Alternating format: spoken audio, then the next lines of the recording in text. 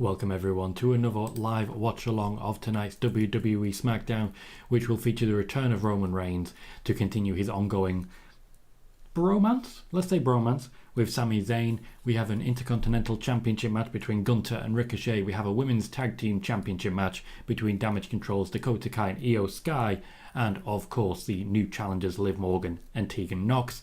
And in addition to that, we have a bit of carnage with Viking Raiders, Legado del Fantasma and Hit Row all involved as well.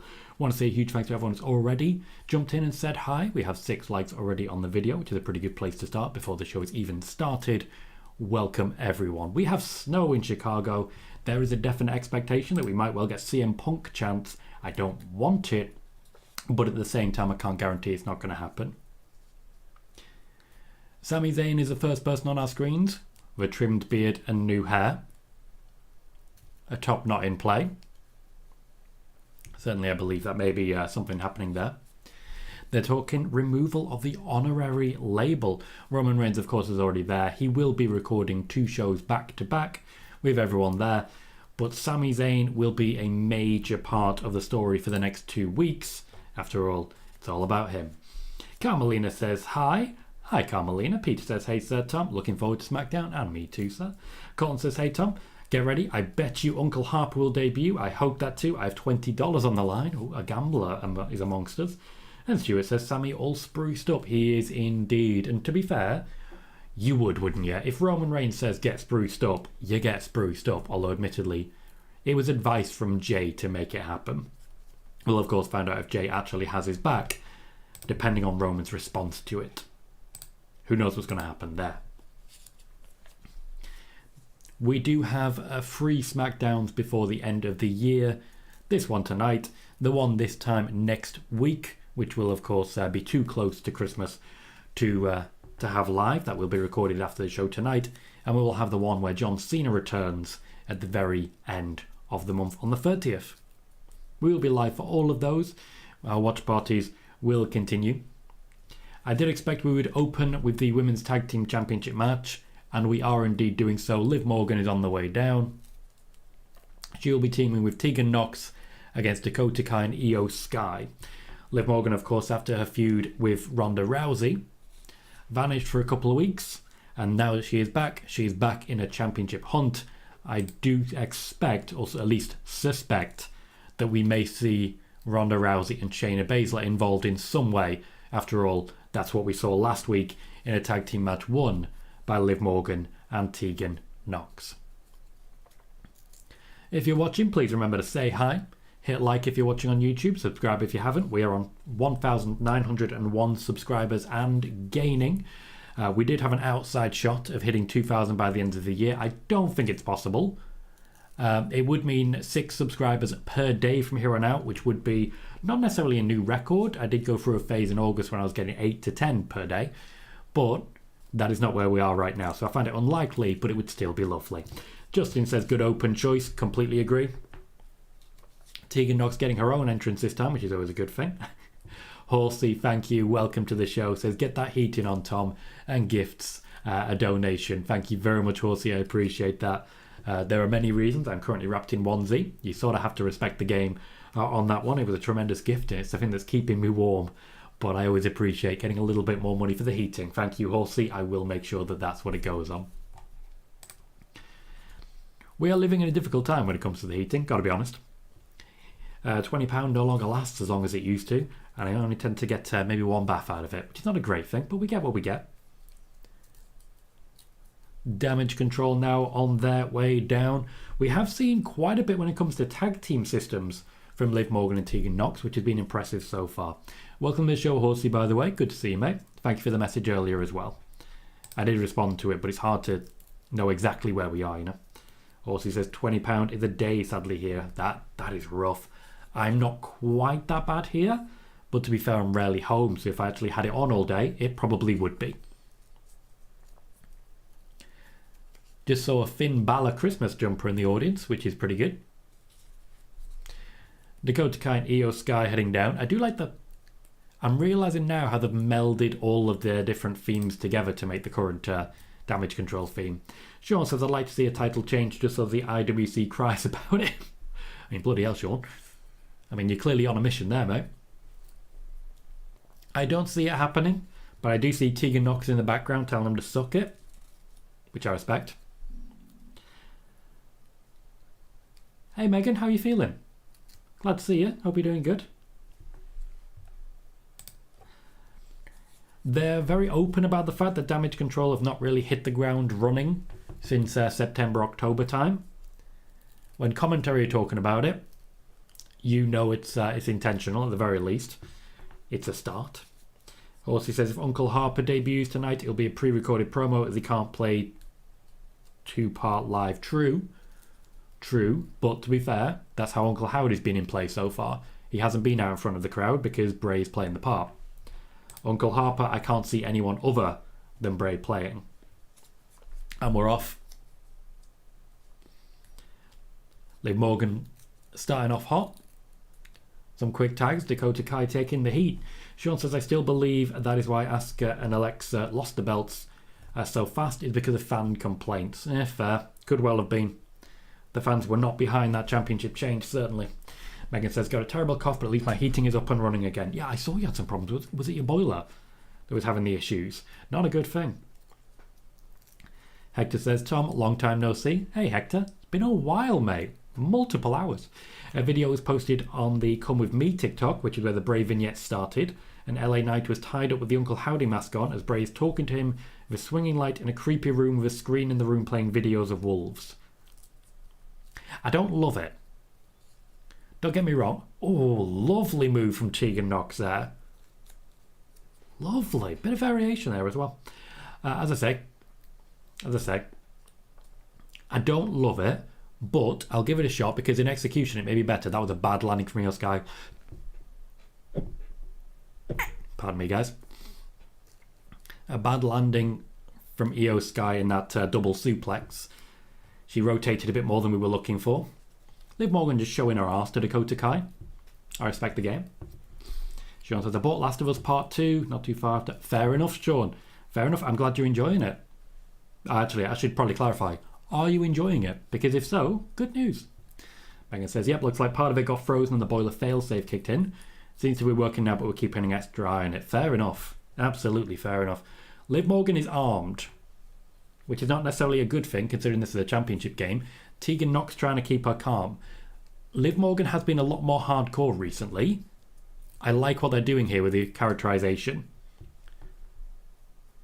It does sort of suggest what we're going to have instead after this match, though, is a Liv Morgan versus Tegan Nox feud with a Liv Morgan heel turn.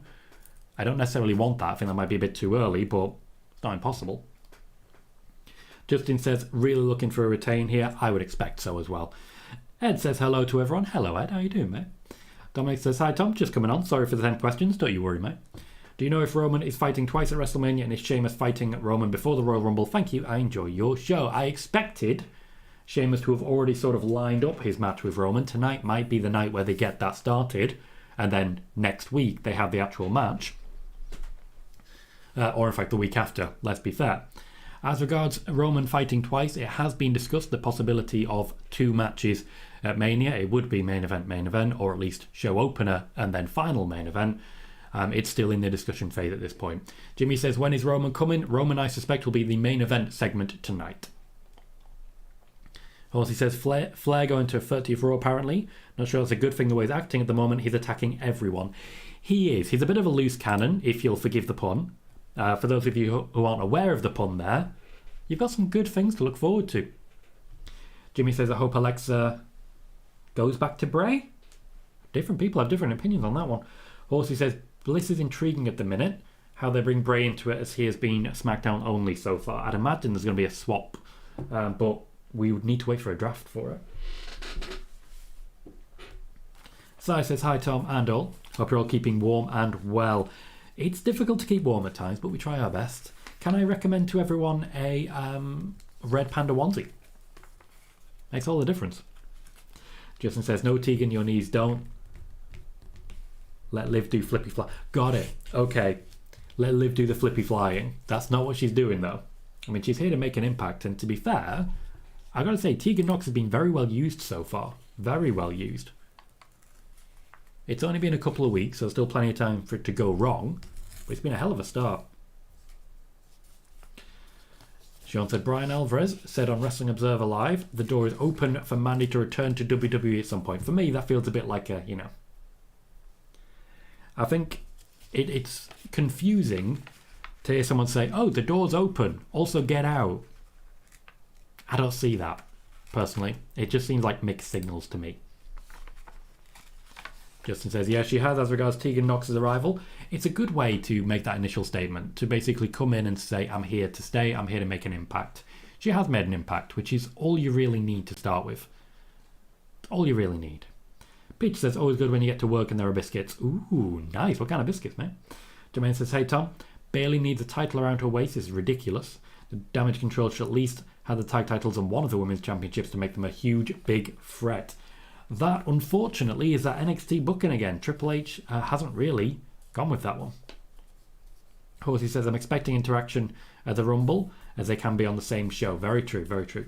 Skye, I'm not sure, Skye. I may have just missed it, to be honest. I know you made some amended. Let me just check and find out for you, Skye.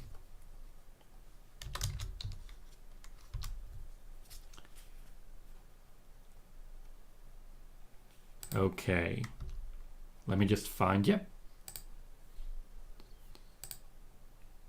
You're in my emails somewhere.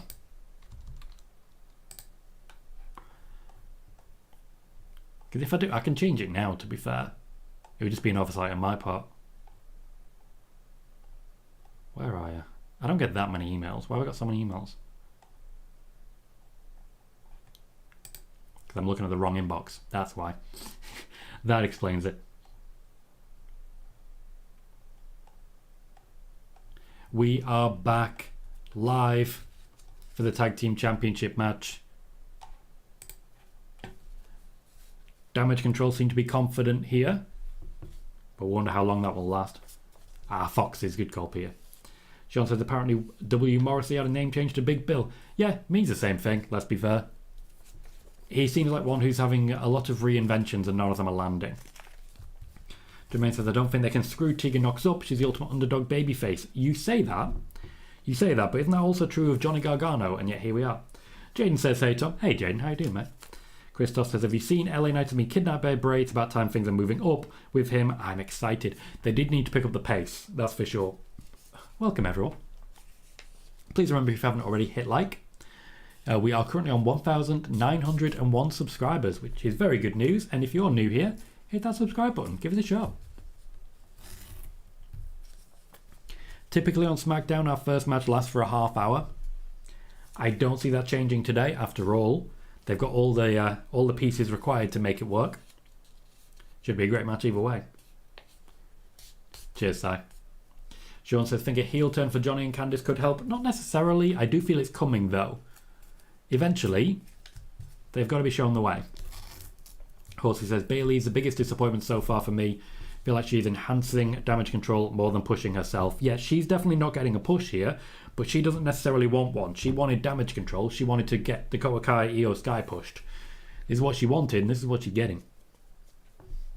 Horsey says, I'm not excited by anything Bray Wyatt at the moment. It's been far, far too slow and ruined the story. I wouldn't say it's ruined it just yet, but what I will say is that they definitely do need to pick up the pace. Liv Morgan with a kip up, which usually happens before someone gets a main event push. She's sort of fighting on her own now, and that, the big kick there from Dakota, basically a side on Helluva kick. Double powerbomb, now they're showing off. I do like that you could see Dakota Kai talking there. This isn't a situation whereby you look at it and you think, oh, they're breaking kayfabe. No, this is a tag team maneuver. It's the right time to act like you're communicating because you are communicating. Jermaine says, to be fair, WWE has protected Io Skye in the tag matches. Only Dakota Kai has been the one getting pinned in the tag matches. The WWE do have a habit now of having a designated winner as a designated loser in tag teams. Even going back to New Age Outlaws, Road Dogg was a loser. Again, nice tag team maneuvers. They're in a good spot here. Shining Wizard there. Dakota Kai breaks things up. How are you getting confused there, Michael Cole? Hulsey says, a good old kip up. Still seeing Paul White do one is the most amazing thing I've seen. He showed off in that moment. He showed up and he showed out, and that's how it should be. Took an extra second of delay, but she got her sunset flip powerbomb there. In the end, quite smooth. Oh, what a drop kick. Just, it is brutal the way she throws everything into those. Hector says, I don't want to see Damage Control end anytime soon, but the prospect of a singles run for Dakota Kai is very enticing. I just think of her versus Bayley in the future, and I'm ready for that. Dakota Kai for me is a game changer. She hasn't been able to really show it yet, but when you look at the women she's in the ring with right now, she'll be able to deliver. Absolutely. Sean says, he's probably confused because they're both wearing white. Well, they're wearing matching gear, but they look very different, although there are some hair similarities as well. Interesting sell there from Io. For some reason she's holding a butt. Bayley at this point getting involved, but Tegan Nox manages to escape it. Oh, who have we got there? Was that supposed to be a fan? Because security was a bit too ready for that. The kick is interesting. Who provided a kick?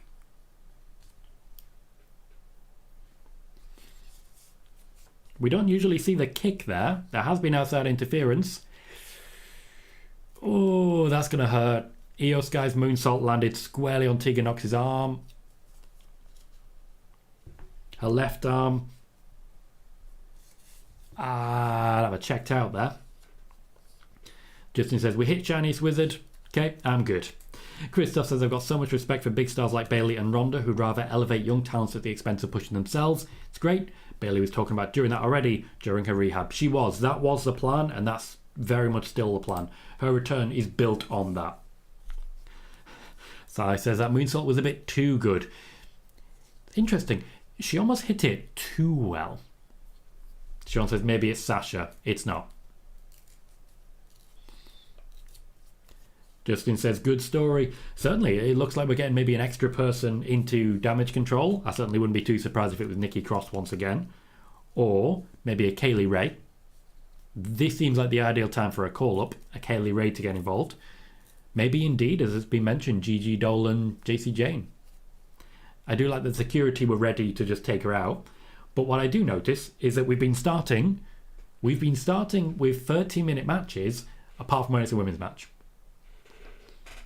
They had more that they could do there. We are getting a bit more hype for the Intercontinental Championship match. This may be the main event. I do think Roman's going to be the main event. But certainly, if you want to make a star out of Gunther, and you do, you really do, this is the spot.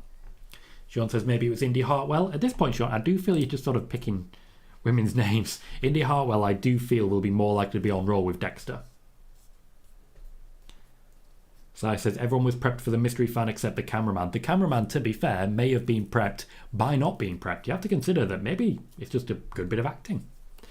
Jermaine says, I don't think it's Shayna or Ronda who interfere there. Maybe Damage Control do have a fourth member now, you never know. Yeah, I don't think that was Shayna or Ronda. That doesn't really fit with their MO. They wouldn't hide it. They'd just walk out and start punching people. That's very much their tactics. Interesting noises and grunts there from the Gunther vignette. Don't know how I feel about it.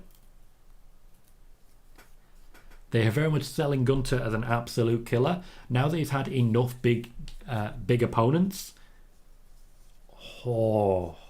they've got a lot that they can work through.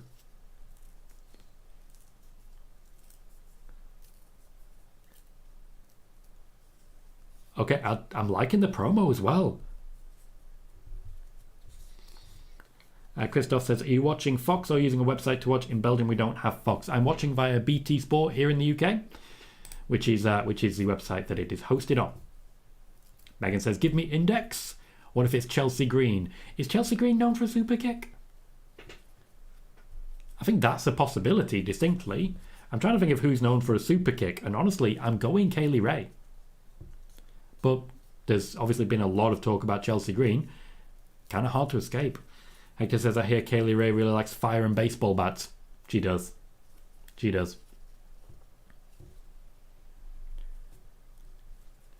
Up next, we are talking Bray Wyatt. So we have received disturbing footage. I'd imagine we're going to see what we've been referencing earlier. Megan says, Deonna, I don't know much about her signature moves though. Deonna does seem likely to return to WWE at this point based on what she's been saying. Also, I really think she'll make a big impact. I have just noticed that the BT Sport pause screen was showing Big E in a match with John Huber there. I don't know if it's intentional or if it's just out of date, but it's interesting to see. Justin says, excellent vignette. Sai says, this has been a great start. I would agree. Last week started hot. The first match was great, but it went downhill afterwards.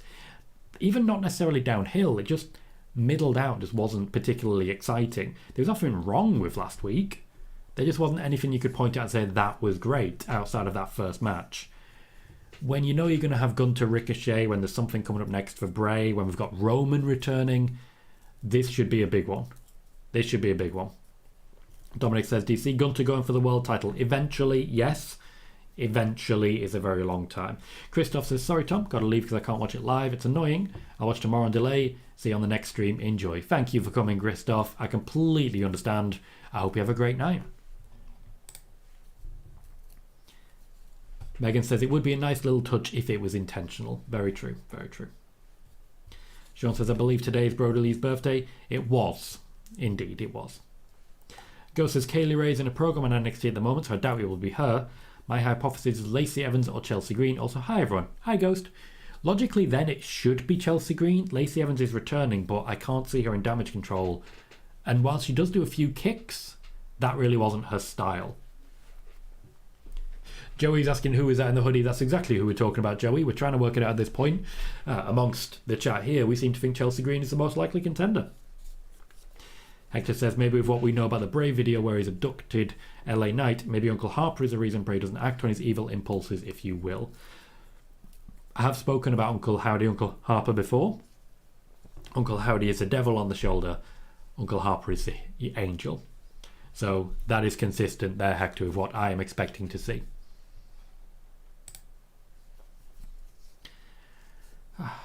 We are 20 minutes into the show. We currently have 21 views and 14 likes. Please do remember to hit that thumbs up if you are currently watching, and subscribe if you haven't already. We are on 1,901 subscribers. We've still got an outside chance of hitting that 2,000. And any donations at the moment, outside of, for example, Horsey making it clear that was for the heating, which I desperately need, will be going to advertising for the show, for the stream, and for the channel. And advertising there will be going directly into growing that subscriber base. If we can hit that 2,000, I'll be a very, very happy boy. Joey says maybe it was Nia Jax. It's really funny knowing that every time I ask the question, I'm told there's no interest in Nia Jax. It's just really flat and really consistent. It's surprising at times how clear and concise they are about it. Stuart says, does Naomi not use the odd super kick? Yeah, but not that style of super kick. Sean says Carmella does a super kick. That was definitely Carmella's style. That was definitely Carmella's style. It's a fair shout, Megan, but it's not a guaranteed policy, and after all, there is a draft coming. Damage Control are on Raw, are they not? So while she's just appeared on SmackDown, Damage Control will be returning to Raw, so I think Carmella's actually a very good shot. We've gone straight into another vignette, this one for Ricochet. Which surprises me. We were just promised Bray. It feels like false advertising, but isn't that a thing that they do with Bray at the moment?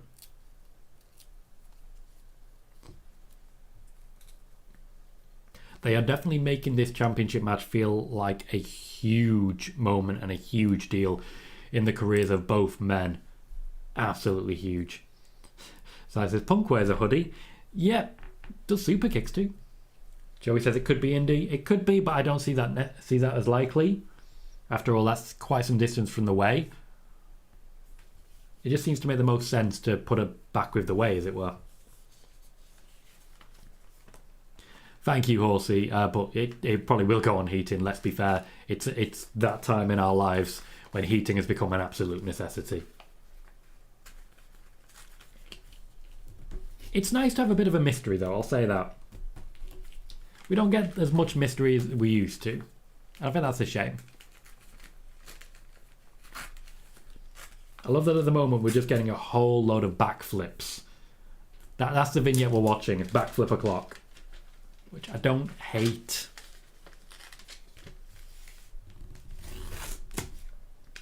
Interesting hearing that. Ricochet has been riding a wave of success. Has he? He won a tournament. That's great. Other than that, he's been sort of a designated loser for a while. Patrick says, hi, Tom. Hope you had a great day. I did, thank you, Patrick. Welcome to the show, mate. It's great to see you. How's everybody doing? Is everyone happy? Is everyone happy? Ghost says, looking at the tan on the hands, Ghost being really, really clinical here. It looks more like Chelsea, plus on the logical side, I feel like anyone currently contracted would just make an entrance and not be taken away. So it's probably Chelsea in my mind. To be fair, if it was Carmella, you're right, she wouldn't be dragged away. Chelsea makes more sense in that regard. We are watching Matt Riddle get hurt again. I do feel like they're about to try and kayfabe the Matt Riddle thing again. Megan says, Maxine Dupree is live on IG right now with the models. Interesting. That sort of draws attention away from the show that they're supposed to be on. But at least she's found ways to still be interesting. I do miss Triple M. I think they had really high potential. But it was very much a Vince passion project and it has not been followed through. Sean says, Chelsea Green just tweeted the eyes emoji. Usually, that would suggest to me that it's not her because it's a bit too on the nose. But it's Chelsea Green, so I kind of think that's her giving the game away. She's not known for being careful, put it that way. Okay, the match finished about 10 minutes ago, and so far we're just seeing recaps at the moment. I'd like to at least get to the match now. Get to the Bray segment now. Joey says, I love the video package for Volta. Really building him up as a dominant champion. They really are. One thing that we knew Triple H was going to focus on, which we all expected, was getting the secondary championships really pushed hard and recovered. The Intercontinental Championship under Gunther has definitely had a recovery, but that was a plan under Vince anyway. United States not so much, it's a bit back and forth, bit of hot potato. Still good though, still good matches. Peter says, I'm never happy, just the level of annoyance changes. I feel that. Joey says, I don't like Damage Control's theme. I quite like it. I like that they've merged all the different elements. I certainly couldn't rock out to it though. Megan says she does love to wind up the fans. Aye. She knows what she's doing. We're backstage with Sami Zayn, suffering from a bit of anxiety.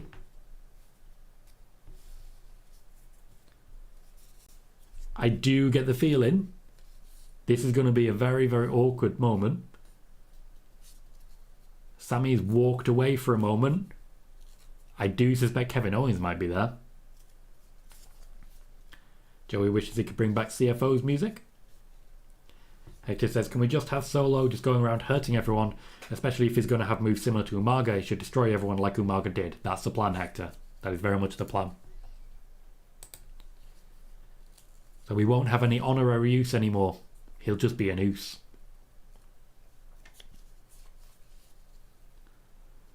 The boss says they're building Liv up for something. Yes, they are definitely teasing the possibility of a heel turn, I'll say that. Justin says, Sammy looking... I don't know whether that was supposed to be fine or just Philly. Is he a Philly? Is that a thing? Is that a thing that people say? Ghost says the new Bloodline shirt on WWE Shop looks super cool. Bloodline have had a fantastic run when it comes to t-shirts. An amazing run. We are finally getting to what's going on with Bray Wyatt. Okay, no we haven't. We're actually doing a recap from last week. This is going to be difficult actually sitting in an arena to watch. There's very little actual wrestling happening. Pete said the flipping man bun? Maybe not. I do think there's a high chance we're going to see Kevin Owens soon. So we are watching what I assume is the kidnapping of LA Knight, which is hilarious because literally the cameraman was right there watching everything that happened and just decided, nah, leave it. Michael Cole said just a few moments ago we received a QR code. 10 minutes ago you told us we had a QR code. That's a lie, sir. It's a vicious lie. You were right. Videos of wolves. Bray Wyatt in his Uncle Howdy mask. Well, sorry, no. LA Knight in the Uncle Howdy mask.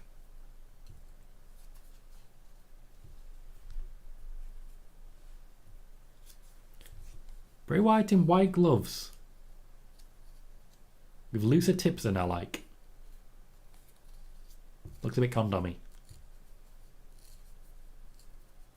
The mask comes off and LA Knight is not happy to be there. This hotel's not getting a good TripAdvisor rating. Ooh, that's a good one. Might tweet that. And yet we've immediately transferred to LA Knight backstage. Seemingly got away fine. The way they tell these stories is very, very difficult to follow. And I mean, like, it's easy enough to know the beats, but it's just, we're on another commercial. Jesus Christ. That was a bad segment. Like, the entire 10-minute block there was bad. Carmella's name seems to be trending as who may be under the mask. I don't think LA Knight will be giving Bray's Hotel a good review on TripAdvisor. Easy. Megan says, I'd like to make it clear I'm in no way involved in the kidnapping of LA Knight. None of us believe you, Megan. None of us believe you. And you knew we wouldn't. You knew. Sai says, they've looked for weeks like they're going to pull a trigger on the Bloodline storyline, and Barrett just flat out said, is tonight the night? Surely not before a taped show for next week. No, I don't feel like tonight's going to be the night. It does not make much sense to me personally. Sean says, does Miz win the ladder match on Raw? It's hard to tell at this point. It's just, I've got to be honest, this storyline has not engaged me in any way, shape or form. So when it happens, I just sort of drift past it. I could see him winning, but not really. He's just a body in this storyline. He's the Miz. He should be the one, talking up a big game and getting people really hyped for it, but he's just a body in this feud. Megan says, meh, was worth a shot. Was it? Was it? I don't think it were. I really don't. Let's see what people are saying about Carmella, shall we? Just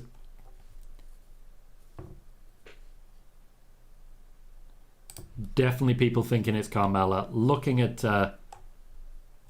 her being dragged away, I'm definitely leaning towards Carmella myself as well. She's due back. Sean says, why would next week's episode be taped? It is taped. Next week's episode is going to be taped right after the show tonight. Joey says, some people think it's Deonna. I don't know, that super kick said it all for me. The thing is, with Triple H establishing that you're going to get surprises, you're going to get returns, you're going to get debuts, everyone's on the table. I guarantee you there's a lot of people right now talking about the fact that, oh, it's definitely Sasha, even though Sasha does not throw super kicks. That's not her thing. A lot of people remember the Festival of Friendship, this as regards Sami Zayn, but a lot of people forget how many false dawns there were in the days leading up to the Festival of Friendship. There was a lot of moments when the turn could have happened and didn't. And I just get the feeling tonight's going to be one of those. That red herring. And then we build up to things finally going sour in a couple of weeks from now. Just let them celebrate a little bit. We haven't seen Roman since War Games. Let him really celebrate Sami Zayn properly, So it says, Matt Cardona's wrestling for GCW in LA tonight. Chelsea Green is apparently with him, which isn't to say that they can't pass it off as her later. True. Nice bit of detective work there, Si. I do definitely think Carmella is the lead for me at this point. Harry, how you doing? Says, hi Tom. How you doing, Harry? Good to see you. Cotton says, let's go Uncle Harper time, baby. I need my $20 for my bet. Come on, Uncle Harper debut. It would not surprise me if they filmed something backstage and Uncle Harper actually debuts next week. But now seems to be the time for it. LA Knight is in the ring. We are in our mid-hour draw segment, something which Triple H has been trying to bring in over the past few weeks. Boos for LA Knight, which is confusing. He's got business. He's got business. Hector says, I get that Vince is gone, but the one thing they still do even though Triple H is in charge is they don't have a concrete story for someone. They just spin their wheels. Like, I enjoy Dexter, Johnny and The Miz in their own right, but this should have been over with a long time ago. I do agree with that. I definitely agree. It's not a very concise storyline, so they're just sort of giving them another couple of matches, and they end up repeating themselves a lot.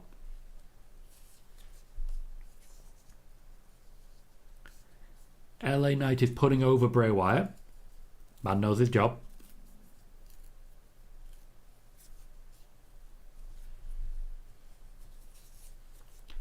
I do wonder if LA Knight is happy with his particular place on the card here. He's very accurately tearing Bray down right now.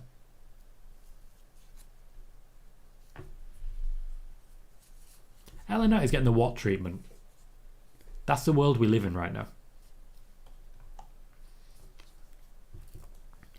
Ghost says, I'm assuming they don't have that much talent available tonight.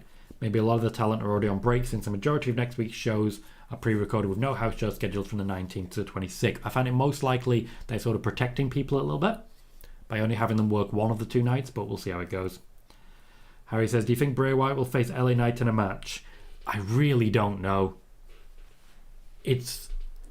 I feel confident saying that either way it's going to take forever for anything to actually happen. Sean says, now I've seen people saying Xia Li was a hooded figure, so people are just randomly picking names at this point. Without looking at or caring what anyone else thinks, guys, who do you think it is behind the hood? Meanwhile, Bray Wyatt is making his entrance.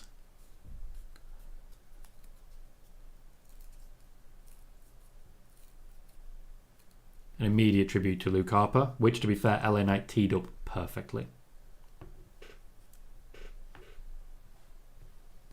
Jaden says Mandy. Peter says Tommy Dreamer. Patrick saying Chelsea.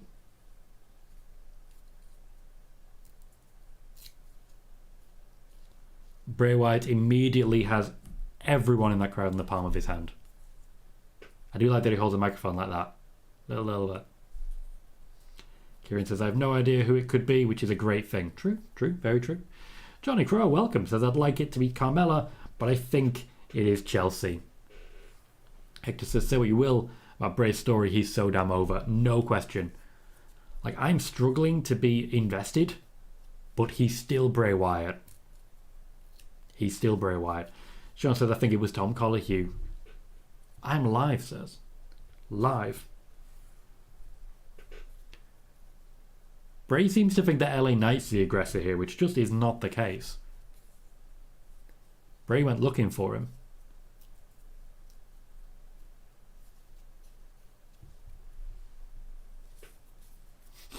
Megan says, spoiler alert, it was me. So all of this is a lie, Megan? You're not even local? You've flown cross pond? We are betrayed.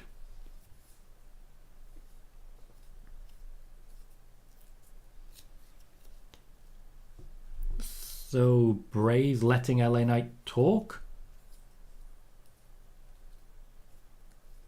Oh no, LA Knight's picking a fight. A lot of smoke in the air. I can't imagine the crowd can see much. I genuinely can't imagine the crowd can see all that much. The show isn't pre-recorded, Peter. Next week's show is pre-recorded.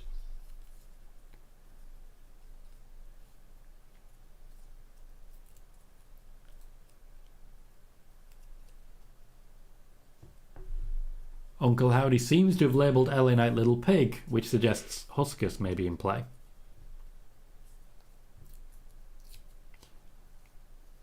Kieran says, I fought Naomi because she does that kick. Megan says, I used magic. Scottish woman, after all. In WWE logic, I'm either demented or a witch, so I went both. And so you should. When in doubt, be magic.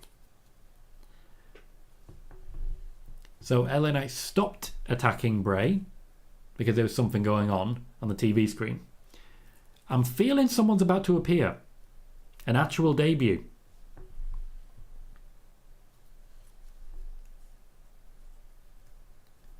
Someone's there. Uncle Howdy in the flesh. But covered by a hell of a lot of smoke.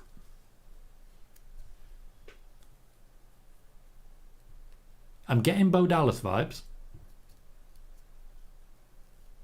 It's a big moment here. Go says it's Chicago. I'm sure they're used to being in rooms filled with smoke, if you catch my drift. Well, they want the smoke. Patrick says Tom knows something. Do I? Do I?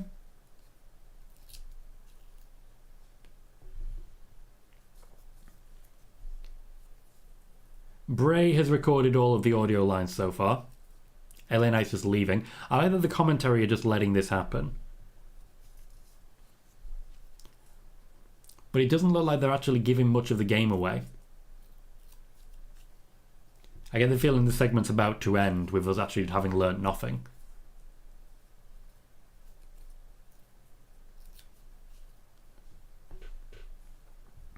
Harry says, do you think Rey Mysterio might team up with Ricochet? I wouldn't mind that as a tag team. I could get behind that. Okay, so far, Uncle Howdy has just stood there and laughed. Even Bray isn't laughing anymore. That was disappointing. Justin said this feud is what both needed, and oh my god, there's two. Sai says, weird observation, but the lighting here is really good. They've not given much away about Howdy or the mystery fan earlier. True. They have they've kept the cards close to their chest. And I can't blame them for it. It's nice to see Uncle Howdy, but I guarantee right now everyone's talking about whodunit, which means 2 whodunits in 1 episode. Nice. Go says it feels like I'm watching Scooby-Doo with the amount of mysteries I've seen tonight. Fair. And to be fair, he'd have got away with it too, if not for you nosy kids. We're a third of the way through SmackDown. There was a very, very bad 10-minute segment in the middle of it, but the opening match was good. I was slightly disappointed that we didn't get more, but that's the point with Bray Wyatt. It's slow, but at least that's a big step. There is someone in that costume, and I stand by what I've said. I think it'll be Dallas. I think it's the perfect use of him and the perfect time for him to return. Joey says, what was that? It was his uncle, mate. Yeah, his uncle backing him up. Kieran says, one of the SmackDown writers did say this week is a must-watch. To be fair, the writer in question, his job is long-term storytelling, and his primary role is to work directly with Bray Wyatt. Bray Wyatt, as you guys know, he has his own world that he really cares quite strongly about, so having a dedicated writer purely for that particular storyline became a necessity and was agreed when the contract was signed for Bray's return. Absolute necessity. We've got there now. So it says, unpopular opinion, but I just don't get LA Knight.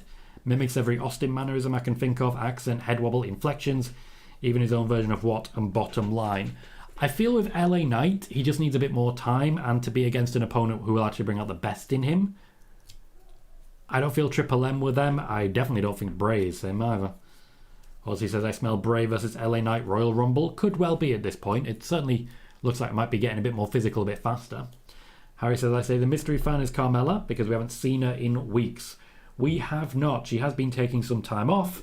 Most of you, I'm sure, are aware as to why, and we sent her all the best with everything going on with her, and really hope that she's okay.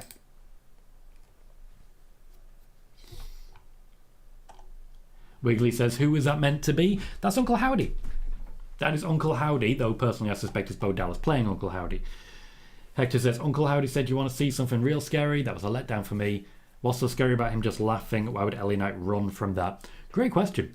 If I was LA Knight, I'd just run out and start punching him. What's the threat? Bit of smoke? This unfortunately is typical Bray Wyatt. He talks a big game, but he doesn't do anything. He just doesn't do anything. Wiggly says, someone said there was going to be a debut tonight. Was that it? And as regards LA Knight, not a fan. Who said there was going to be a debut tonight? We have had a a fan attacking Tegan Nox,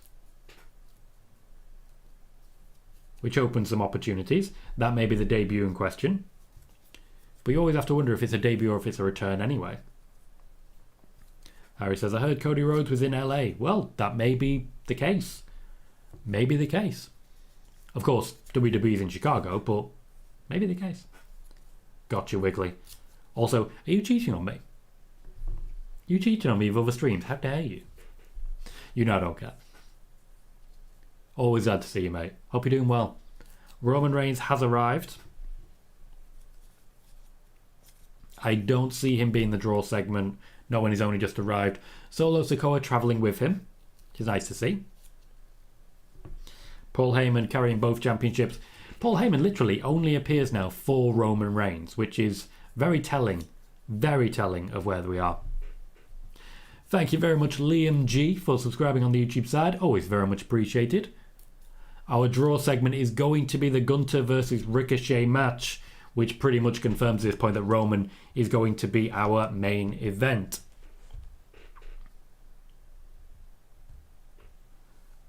Michael Cole calling it the highlight of the night. Bit rude. Hector says, what if instead of Bray versus LA Knight at the Rumble, it's Uncle Howdy versus LA Knight, especially since Uncle Howdy is now live in physical form. I think he should just take them. I don't know. The mask seems like it'd be difficult to wrestle in. The Fiend struggled from being in the mask. Wiggly says, yes, I'm cheating. I'm sorry, but it's over. Edgy opinion, but I find how WWE try to act all patriotic so nauseating. Tribute to the troops and how patriotic it is becomes an issue for me personally because I'm not American, so I feel nothing for this. But people always seem to expect me to feel for it. I don't. I'm not going to. It's just not going to happen. I'm not going to be like, America, yeah, that's not who I am. We currently have 30 viewers here on YouTube side and 18 likes. Please remember to hit that thumbs up if you can. I'd be very, very grateful for it. We've also reached a new record today, 1,905 subscribers, meaning only 95 left to hit that 2,000. If you're brand new here, please remember to hit subscribe. We do SmackDown watch-alongs every single week, as well as pay-per-view watch-alongs too. You are not going to want to miss the Royal Rumble watch party either.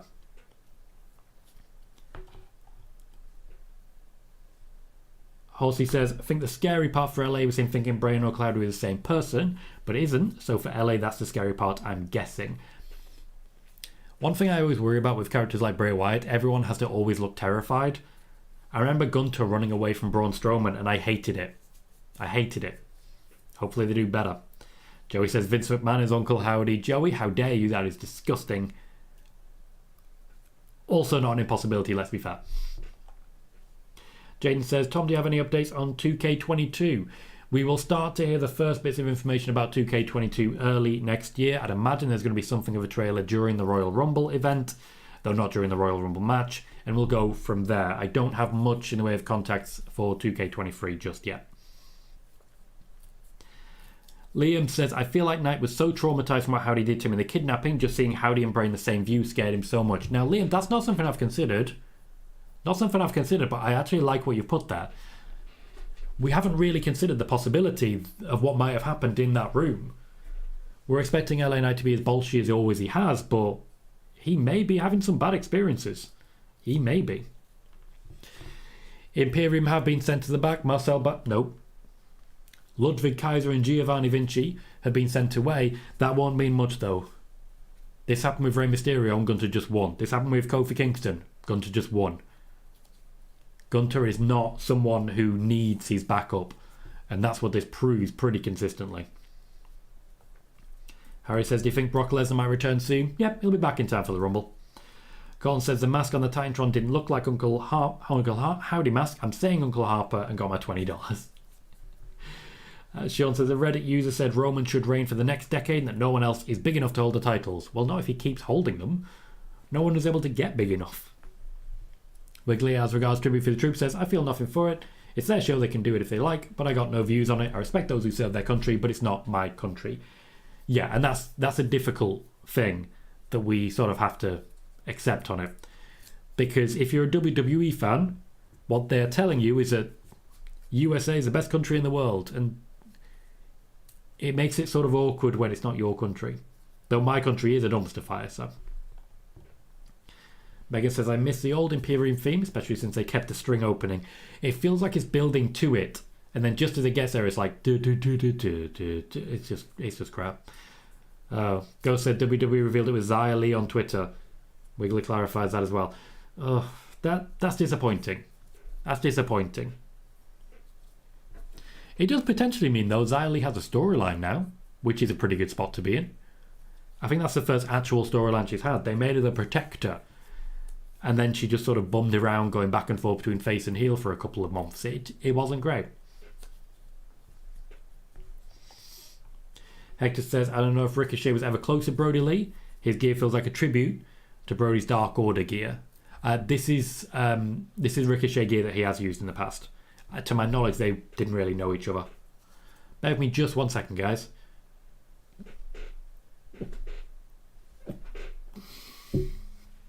I do apologise. Sometimes I get a bit sneezy. Because Xia Li was revealed as a mystery attacker during the tag team title match. Jason says that table really going to be in the way. They did get rid of the table, but I'd love it if they just kept going. It'd be awkward as hell. Joey said, that's the letdown, to get people hyped up for it to be Xia Li. Potentially, yeah, but it does suggest that there are better things coming for Xia Li. I don't hate it. Ah, Wiggly, so you think France is the greatest country in the world. I get you. Ghost says they definitely should have kept the surprise factor instead of revealing who it was on social media within 30 minutes of it happening. Yeah, it's a confusing choice there. A very confusing choice. Doesn't seem like it actually helps anyone. I don't think they're going to gain a massive influx of Twitter followers by it. Doesn't really do the job for me. Doesn't really do the job. So he says, I wonder if Wyatt kidnapped LA Knight and forced him to watch the Firefly Funhouse match. I'd be traumatised too. Hey, when that fridge starts falling towards your face, there's only one thing you can do. Wet yourself. Oh, you know, other things. Of course, the winner, and this always makes me laugh, the winner of the Firefly Funhouse match, if you actually go back and watch it, was kind of Jinder Mahal. Jinder Mahal ended up being the winner. Sad but true. Sad but true. Ghost says, I've already read that one. Sean says, I'm sure Bobby Lashley firing was storyline, but that Adam Pearce rescinded it. It was storyline, yeah. Bobby Lashley isn't actually being fired. Wiggly says, what's happening with Asuka long term? Not sure yet. They're definitely teasing a heel turn for either Asuka or Alexa Bliss. I think there's a strong possibility they are looking to break up Damage Control, and what will happen is Asuka will team up with Io Skye. Meanwhile, Dakota, Kai and Bayley will look for someone new to join the group. Maybe Xia Li. Wiggly is enjoying Asuka without the makeup. Lovely athleticism from Ricochet. Dodging everything Gunther can do. Quite a lot in matches like these. You expect it to be like Kevin Nash and Rey Mysterio back in the day. An absolute squash of the little guy. But Ricochet is actually showing plausible offense. The way he's dodging really heavy moves and Gunther's tiring really shows ring psychology, chemistry, just good wrestling. Bit of style. And then Gunther kicks him in the face. Which, again, very fair, very convincing. Hector says Xia Li would have gotten away with it if it weren't for that pesky Adam Pearce. It is somewhat lazy, Wiggly, but I can't imagine you'd be too unhappy about the concept. We go to commercial break after Ricochet receives a Gunther slap heard around the damn world. That is going to sting. Oof. Oh. The WWE Twitter account has no longer got a blue tick. It's now yellowy brown. It's not good. It's not good at all. It's yellowy brown. Ugh. Weird thing. So I was thinking, Twitter blue is not really something I care about. But if I'm going to be trying to advertise spoiler warning, and I would like to advertise spoiler warning and try and grow as much as I can, it may be an option that I have to consider. So what I was thinking, instead of, getting the tick for my own account, I could set up a spoiler warning Twitter account and just start from zero and see how far I could go with it. Let me know what you guys think of that, and whether or not you'd be interested in following a spoiler warning only account where I just post advertisement for the show, highlights and news. Let me know if that's of interest to you guys. Peter says, thanks Tom, I thought it was thunder. Yeah, they loud. Now Harry, you've already asked whether I think Miz will win the match. Now you're asking if I think Dexter will win the match. Once again, I don't really know. I'm not invested in the storyline, so I can't really say one way or the other. I'm not feeling it, Not feeling it.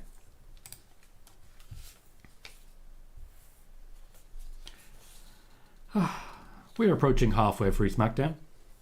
So far, I've got to say, it's been a good show. There has been that quiet section, but even though it wasn't a huge step forwards, there was still a significant step forward to Bray Wyatt.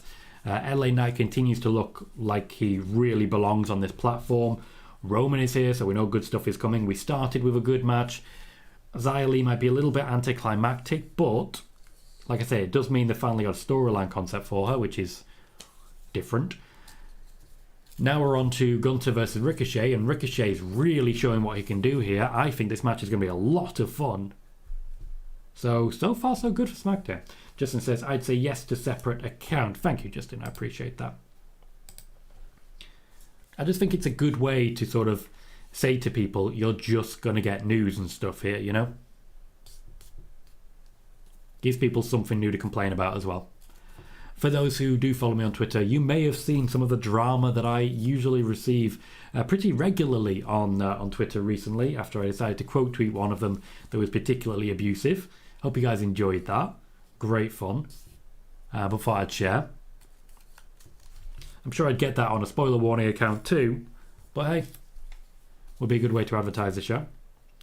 Hector says, Tom, I don't know if you ever watched or heard of the show Deadliest Warrior, but I need to see a Gunther chop in slow motion as his opponent's chest is being caved in like that show. I've not seen that show, but I have seen slow motion chops. They were showing some earlier during the vignettes advertising this match. Even the scoop slams look amazing from Gunther. Justin says, I know I ask this every week with what happened on Raw. Do you still believe that Alexa is not with Bray? My opinion is still that Bray is coming for revenge and that Alexa will not align with him. I do think it's more likely that Asuka will turn, but I think the only real protection Alexa has right now is the fact that Nikki Cross is still in her rearview mirror. Wiggler said, is Asuka going back to Japan? If that were true, they wouldn't be really advertising a character change on WWE. They would just be largely forgetting that she's there.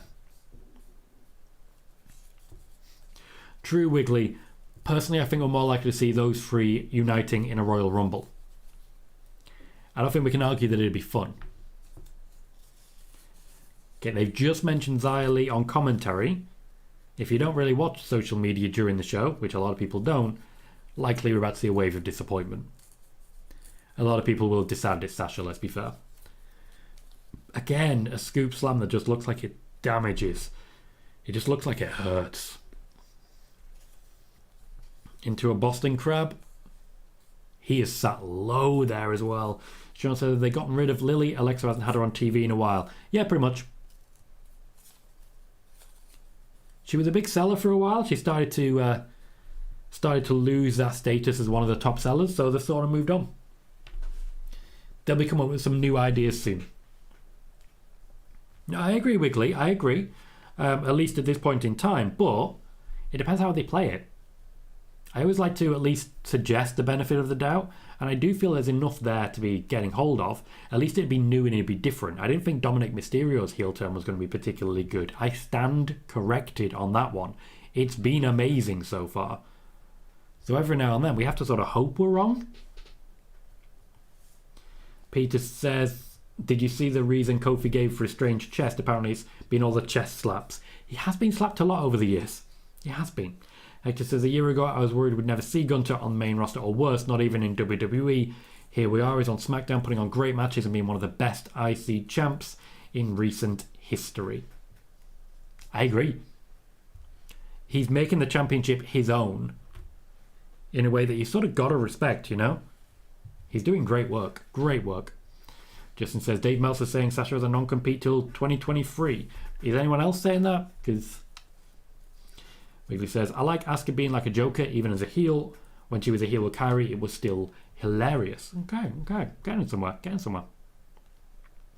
Sean says, how long do you think New Day and Roxanne reign in NXT? No connection. I don't think the New Day reign for particularly long, whereas I think Roxanne gets at least a few months under her belt before the championship is cruelly snatched away from her at the death. Which I think it will. I don't want it to be, but I think it will. Let's be fair. Match is still ongoing. I like that Ricochet wrestles in a chain. I also sometimes don't like that Ricochet wrestles in a chain. He seems a bit, bit disrespectful to his opponents. I know, Wiggly, mate, I know. Another slap. Ricochet, I think, tried to get pumped up Hogan style from it, but it hurts to bloody hell. Gunther is just doing damage right now, and serious damage at that. Locked in a submission hold. Ricochet's going to have to really work hard to get out of this one. Ooh, that's got to sting. That's got to sting. I've interviewed Gunther, and one of the things that I was asked to do is, essentially, I was told, ask him if he'll give you a chop. No. He wouldn't do it anyway, and there's been multiple people who've asked for a chop from Gunther. He won't do it because he doesn't trust that they're going to survive it. True, Wiggly, I don't see it, personally, but I know it would make you very happy, which is the most important thing. The match is being given plenty of time. I'm understanding now why the first match was sort of truncated. We're getting a lot more time in this match now as a result of it. Gunther is just manhandling Ricochet. He's throwing him all over the place. Even when he's just trying to grab him for a second, he just drags him over. This is a real physical match. Perfect rotation. I thought, when I first saw the suplex there, my first thought was that's too low. I was wrong. It was actually a perfect rotation. Ricochet's back is battered.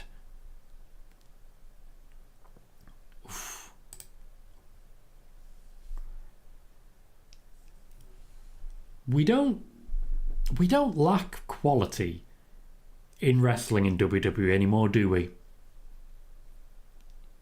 They know how to deliver on quality wrestling matches at the very least. That's been a big change under Triple H. We saw a lot of 2-3 minute matches under Vince. Those are gone.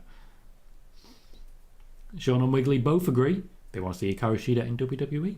Hector says, I must have missed it, but Cole said on commentary that Ricochet is as quick as Puma. Great reference to Lucha Underground. Prince Puma indeed.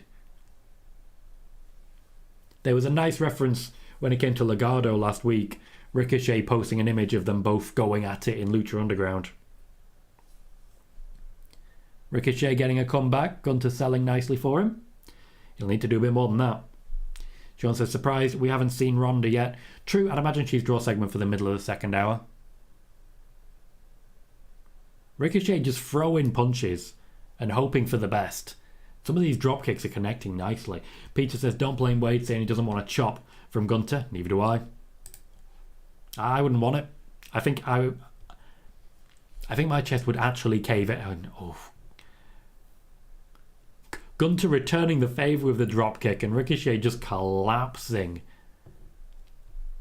Gunther going for the powerbomb. Does not get it. Good sell there. The stagger towards the ropes there from Gunther. It looked genuine. I thought he was going to fall. Can always tell when people are really into a match because suddenly no one is talking here in the chat. To be clear, I'm not telling anyone off for that. I like it. I like it.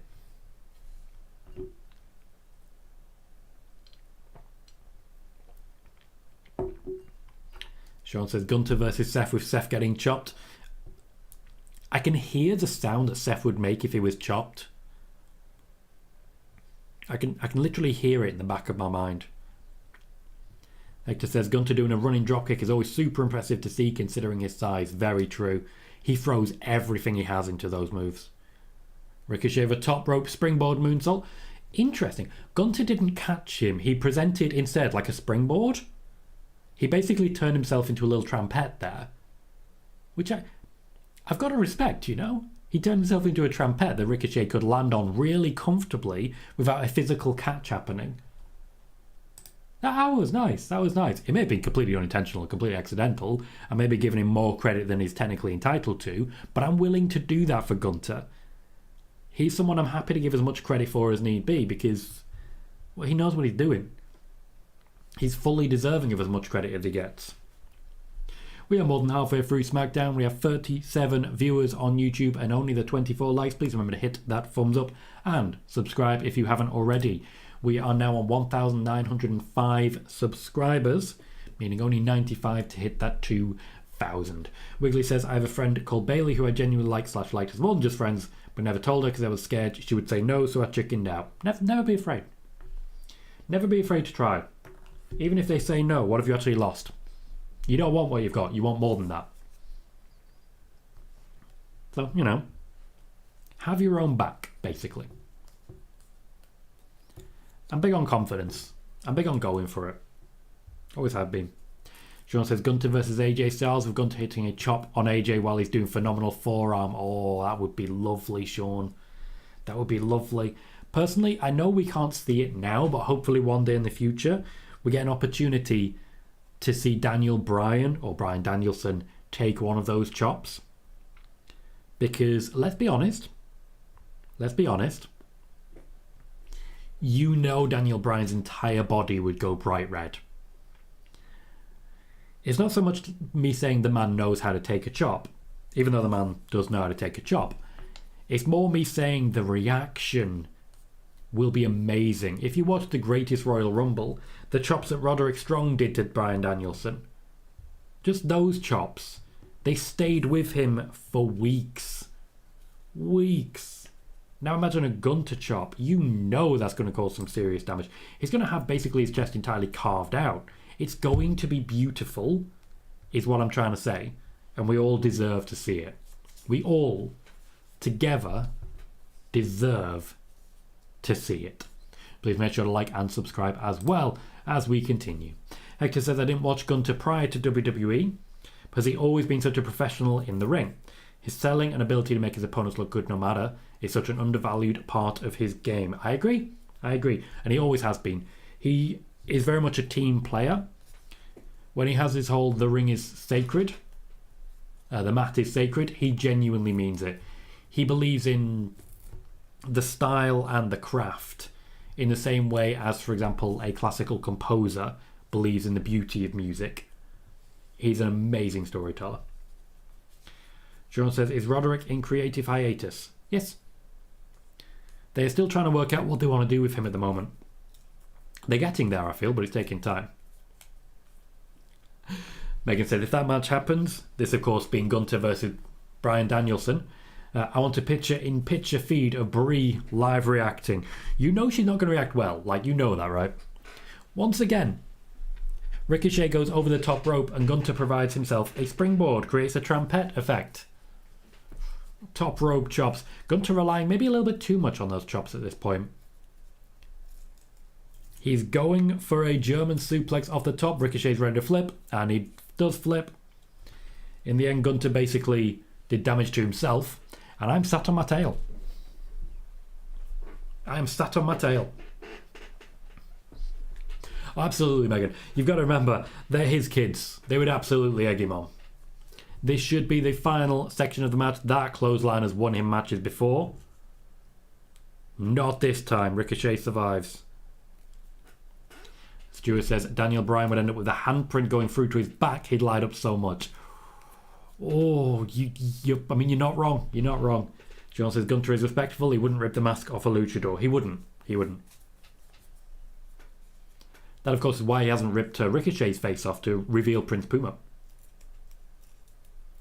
The crowd are really getting into the match now. I mean, I guess they're supposed to be teasing that Gunther went for a splash. He didn't. That was very much the ye old flying nothing that we all know and love. Ricochet going for a finish here.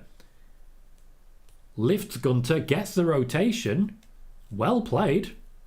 Gunther gave the game away there. He was looking at the ref.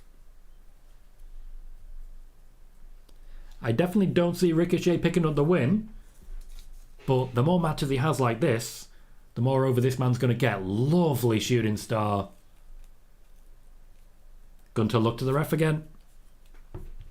Late transfer, looking over, but he looked.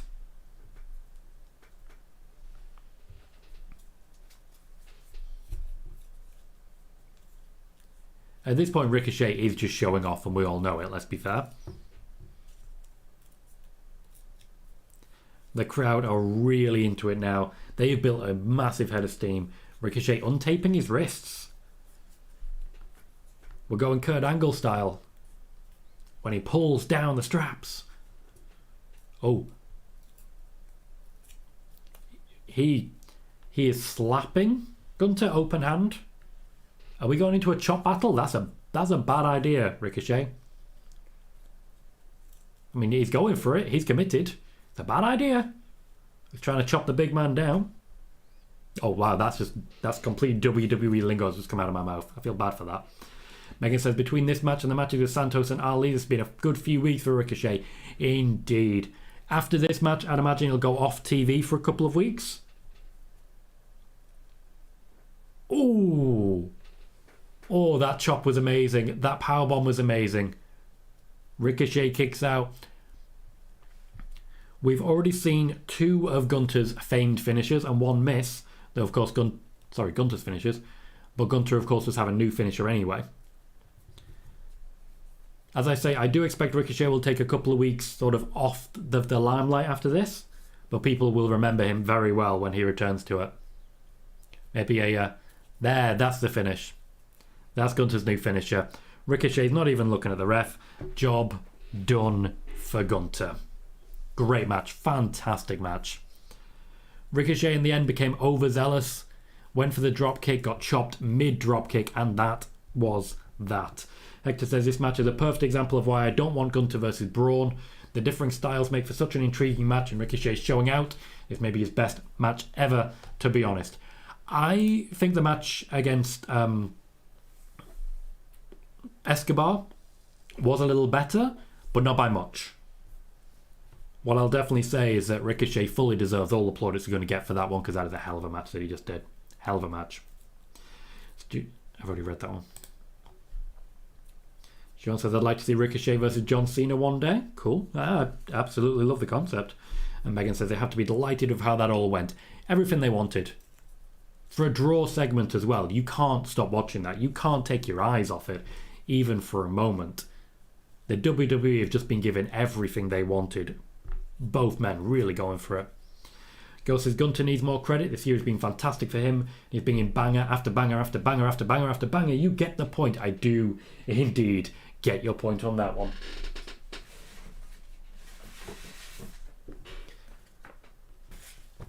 And Braun Strowman is about to appear. And there's Braun Strowman. Gunther was going to lay in a few more hits. Braun Strowman heading down. Giovanni Vinci looks like he's going to be blocker. They all just left. There's 3 of them and they all just left. Strowman versus Gunther looks like it's going to be set for the Royal Rumble. Which is not a concept I hate. Ricochet got the match there because of Braun Strowman embarrassing himself on Twitter. And he did amazing work of it. The plan was Gunther versus Strowman. That match will come again. Strowman and his flippy friend stand tall in the ring at the end of the show. Well, sorry, not the end of the show. The end of the match. Still 45 minutes left. Get overexcited. Yeah, as I say, Royal Rumble, I suspect, is where we'll see Braun versus Gunther. We switch now to Roman Reigns backstage, who has been watching Gunther in action. Nice to see. So he says, I've not heard a single Punk chant yet. They may be turning down the crowd audio, but I just think there aren't any. CM Punk eliminated any goodwill that he had. Jimmy is backstage with Roman.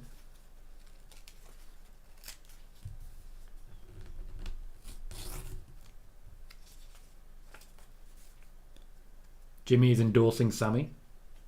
He is his dog.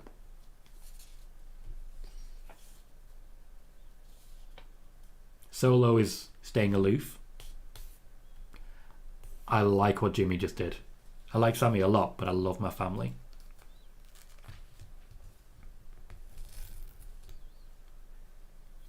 Normalize guys telling each other they love each other.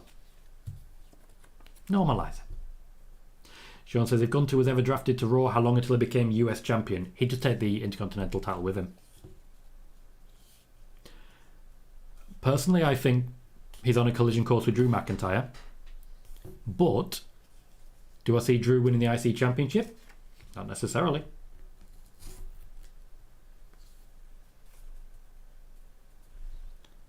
Roman is summoning Adam Pearce. Probably should have spoken to him before you arrived late. Ghost says Braun is really tan tonight. He literally, the entire match has just been sat there. Yeah, I'm going to run in. I'm going to run in and save everyone. I'm going to save my little flippy friend from his 2-star match with Gunther. Then me and Gunther are going to rock out. It's going to be amazing. Absolutely love it. That's what he was doing backstage, I tell you. Exclusive report right there, I tell you. Joey says, is Gunther going to run away again? Sadly. Sean says, Becky versus Bayley announced for Raw. Well, that guarantees it's not going to be a WrestleMania match, doesn't it? Tells me Becky versus Ronda is still very much the plan. Disappointing. Unless, of course, it doesn't happen. Always a possibility. Always worth considering. We have just broken 1,000 views. Thank you everyone for giving us a chance here. We have 52 viewers right now, 27 likes. Please consider hitting that thumbs up and subscribe if you haven't already. We are more than halfway through SmackDown. We're entering the final third. We still have an Element of Carnage match where Hit Row will take on Legado del Fantasma and the Viking Raiders in a fatal free corners tag team match. And then, of course, we have Roman Reigns, who is likely to be in our main event segment. I also expect we're going to see something from Karrion Kross, but likely backstage. Hector says, I think Jimmy's reaction to the eventual Roman turning on Sami will definitely be one to remember. He, for me, will be conflicted, but he will walk with Roman. I don't think he'd actually lay in the hits on Sami, whereas Jay would. But I think Jimmy would walk away with Roman, accept the choice and accept the position, but not necessarily be automatically happy about it. That makes the most sense to me personally. And sometimes the simple stories are the best stories. There's nothing wrong with being a little bit predictable. Sometimes it's for the best. Not all the times, but some of the times it's for the best. I'm not sure if we have more than one match to come. We've had the 2 championship matches. We have the tag team match coming. I don't think anything else was actually announced. I don't expect we're going to get more Bray Wyatt. We've seen Uncle Howdy now. I stand by Bo Dallas. Just looking at the frame, that's what I personally expect. I can't say and guarantee it. This is not a report. This is an opinion, which we know from the show earlier tends to be a bit of an issue.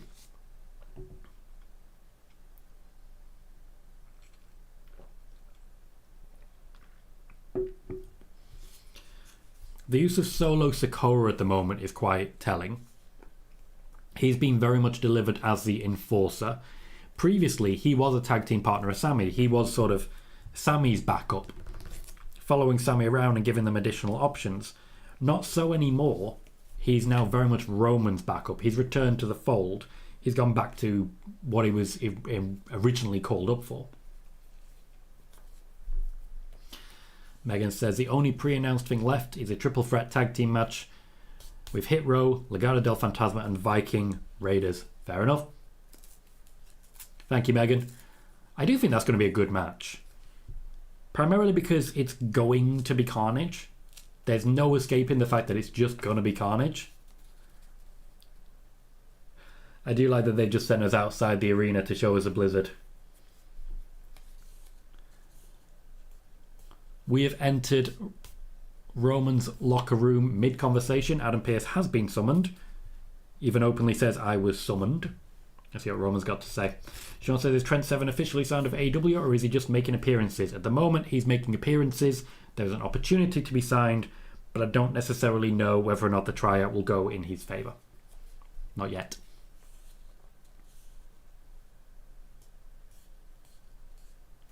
References to Bobby Lashley, of course. I still would love to see Bobby Lashley versus Roman at WrestleMania, but I don't think we'll get it.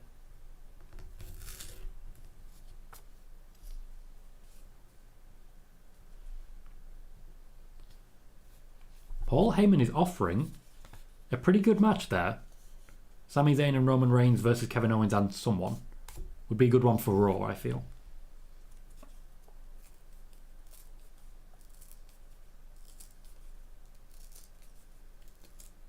Who do we think the partner's going to be? I'm going for the Rumble. Certainly would mean that we're not seeing Kevin Owens versus Roman on the Royal Rumble.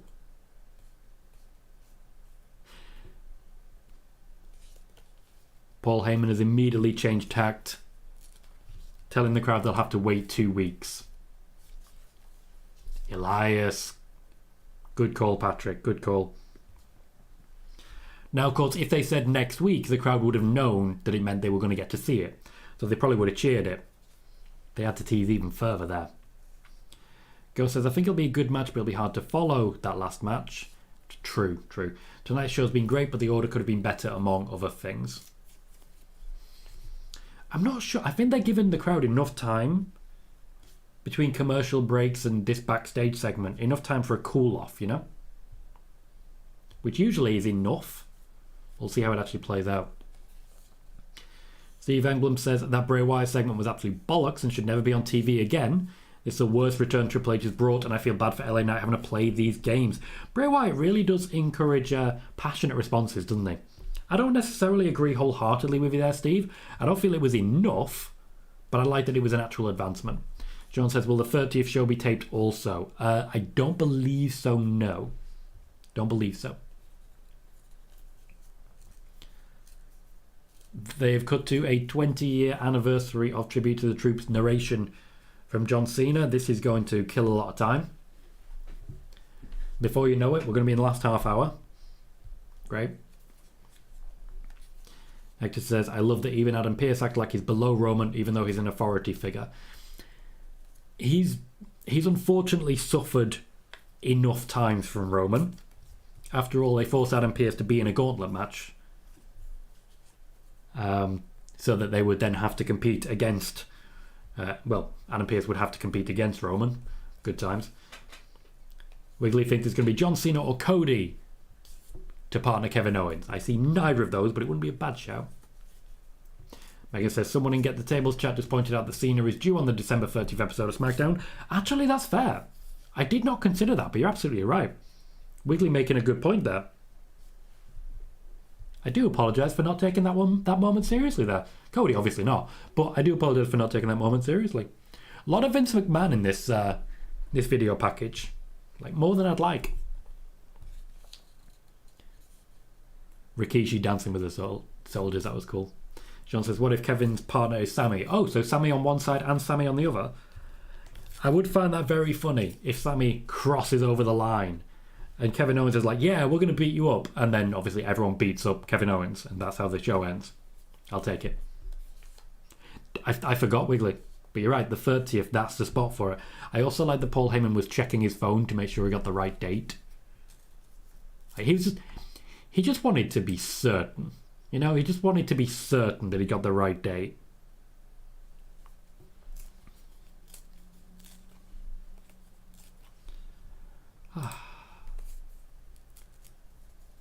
I do expect Cena's going to be wrestling. He's apparently wrestling fit. So he's physically prepared to wrestle. It's just whether or not he chooses to do so. I see no reason why he wouldn't. I mean, he's John Cena. He loves to wrestle. I'm not sure he'll be walking into the against Roman spot, but Not a bad choice to start with. Ghost says Cena might get his one match of the year in, so he continues his own personal record of wrestling at least once a year since his debut.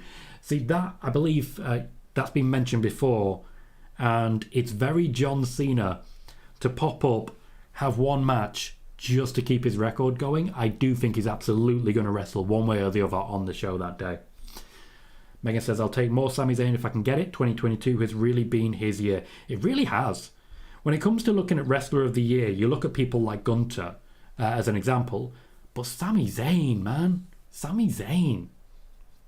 It's his year. To think, he started the year not sure whether he'd be signing a new contract at all, and then when he signed one, he got Johnny Knoxville, and you don't feel like that's really Sami level. You feel like it could be better than that, you know? And you feel like he's not getting enough. But wow, did he make the most of it. Wow, did he make the most of it. Legado are the first ones down. By the time we have our commercial break, we will be in the last half hour, which means we get this match and we get Roman. Zelina Vega is a leopard. Interesting. Sean says, what I meant was like when Cody Rhodes did that to Hardcore Holly when he sided with Ted DiBiase and former Legacy. Yes, I do recall that particular example, and I don't hate the idea, but I don't see a turn happening, you know? Not at this point. I don't see a formal turn. Wiggly says, why do they pronounce Iraq and Iran incorrectly? I know the Iran captain had a pop at US journalists at the World Cup for doing that. They apologised and corrected themselves. I intentionally did one right and one wrong there. We'll see if you spot the difference. Stuart says, so glad they haven't messed with Legado's entrance. They haven't. There are some people they really haven't messed around with. Jinder Mahal, for example, still has the dance. Okay, so the winner of this match will wrestle the Usos next week. I would expect it to be the Viking Raiders if it wasn't for a number one contendership chance. With this in mind, I'm feeling Legado on this one. Just give them a shot, you know? See if they can fly. Peter says, Americans can't even say herbs, so Iraq and Iran would really confuse them. As a man who was born in Hull, in Yorkshire, I also can't do H's. Where I'm from, we say herbs. Joey says, spoiler, it's Hit Row. Probably is. They're the only face team. Joey. This isn't spoiler warning, mate. Joey. But doesn't surprise me. As I say, they're the only face team. Ghost says, as an American, I respectfully do not care about tribute to the troops and I will not be watching. If anything, although they don't travel for the event anymore, the fact that the event is still happening after numerous sexual assault allegations happening is disturbing. Yeah, I'm aware of some of them. If you watch the Vince McMahon video, for example, you'll be aware of some of them as well. They are real bad. Like, bad things have happened on Tribute for the Troops shows. And to see them celebrating it in this manner, it's makes you feel uneasy. I appreciate your perspective there, Ghost, as well. Like the perspective of the American. Myself, I'm from the UK. It's a very different scenario, so it's nice to get a full piece of information there. Peter says, I'm from Leeds, but still say herbs, but I understand the H in the Yorkshire. Joey says, that's what we do here, report on the news. No, that's what we do in spoiler warning, mate. To be clear, I'm taking the piss. Just to be absolutely transparent there. I'm taking the piss. But this isn't spoiler warning. We're good boys here. We behave. Wiggly says, to be honest, there needs to be a purge of the McMahons from WWE if these allegations stick. I would say all the McMahons necessarily, but there certainly needs to be a Vince removal. I mean, if they did it with Chris Benoit, yeah, I just said it. I said the name. Then they probably should do it with Vince McMahon as well. Would be the right way to go, based on the allegations that we've heard a lot about. We have 56 viewers watching and 30 likes. Please remember to hit thumbs up. We have now broken 1,500 views and counting. The momentum has picked up massively. Thank you everyone who's commented, who's liked, who's subscribed so far. If you've never subscribed to the channel, what are you waiting for? Hit that subscribe button. We do watch parties every single week that you might enjoy if you're enjoying this one. Jermaine says, what if Kevin Owens' partner is Sheamus or Drew McIntyre or Bobby Lashley? What do you think? I would love it to be Bobby Lashley. That'd be absolutely amazing. Sheamus is a good shout, though he has seemed to sort of fade into the background a little bit recently, which is disappointing me. I was hoping for Sheamus versus Roman, but maybe we see Sheamus later on tonight. I did, Sean. I did. Stranger Things. Yeah, Wiggly. It's hard, isn't it?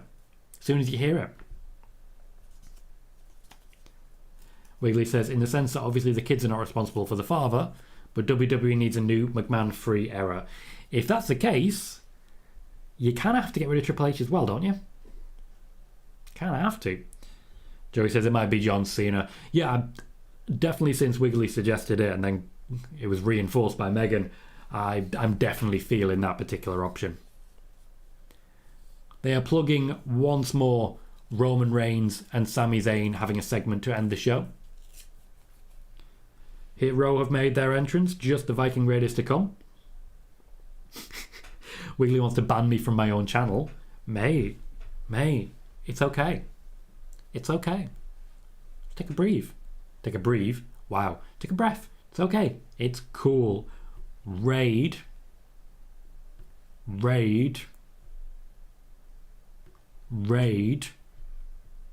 Oh look, it's Valhalla. Wiggly says, yes Tom, I'm genuinely suggesting moving on from Stephanie and Triple H. Interesting. I don't think Triple H has had anywhere near enough time yet. I'd definitely be giving him a little longer before making my personal decision.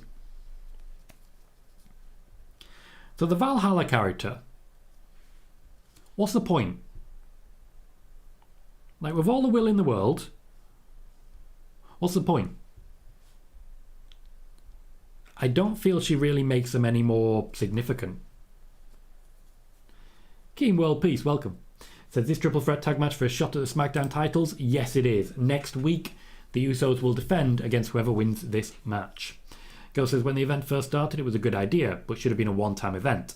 Acting as if nothing bad ever happened in these events does nothing but add to the reasons why WWE can be seen as a shady corporation. Absolutely. Absolutely. I completely agree with you. Wiggly says, has Triple H... no, Triple H has done okay. I just think he needs a McMahon-free era. Maybe Steph and Triple H and Vince will sell up. Stephanie and Triple H have been selling for a while, to be honest. Vince, however, now that he's no longer directly involved with control over the show, is very unlikely to do so. I'm guessing you meant ditch AEW there, but a Khan would still be in charge. Nick Khan would be left in charge of the ship. We are off triple threat format. You can only tag in your own partner, but there'll be 3 people in the match at all times, which always adds to a bit of the craziness. You never really know who's legal. Jermaine says, I can definitely see John Cena being Kevin Owens' partner. Then they announced a match between Roman and Cena again for the Royal Rumble. Well, the suggestion certainly was that what we were going to get was another match between Roman and Kevin Owens. It's just whether or not that actually happens at this point, because we're still quite a way away from it happening.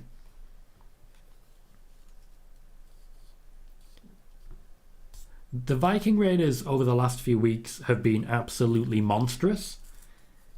I'll be interested to see if they keep that up. Also telling every single one of these teams has a woman in their corner as well, who will basically be there to cancel each other out. Zelina Vega, obviously, and B-Fab have a little bit of a feud going. Valhalla is being pitched as the strongest, and she's still got her horns on, which are just... The whole thing seems very unnecessary. Everyone at the moment is having a moment to themselves where they get to stand tall. Should be one commercial break during this particular one. Oh, Legado showing off. That was beautiful.